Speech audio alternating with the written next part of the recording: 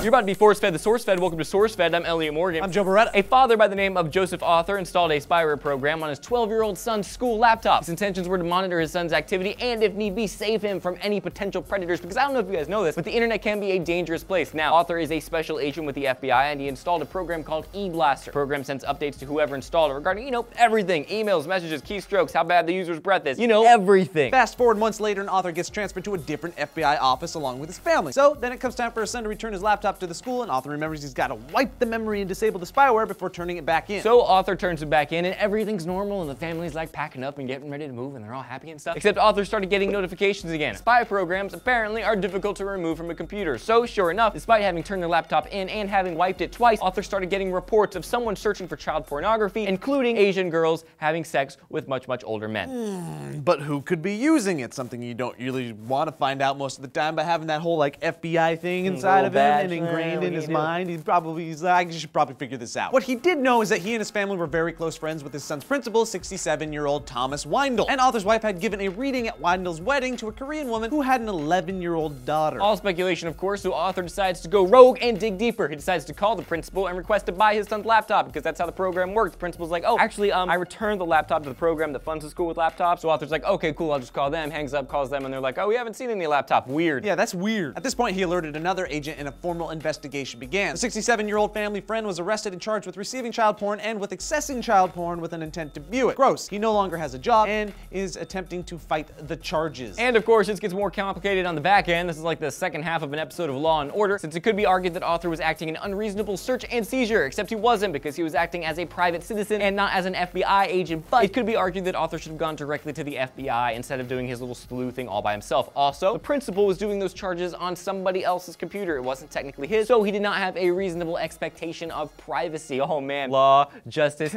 it's weird. Tell us what you think about this situation in the comments section down below. Also, while you're down there, you can click that annotation, and we have a link in the description if you want to go to For Human Peoples and pick up some SourceFed gear for maybe the holidays. I don't know, you can pick up a signed poster. Me, Joe, Lee will sign it, kiss it, hug it, it'll be good. You can wrap it, put a little bow on it, give it a Secret Santa, white elephant, whatever that game is. We're all friends. We're all friends. My name is Elliot Morgan. I'm Joe Beretta. That's Joe Beretta.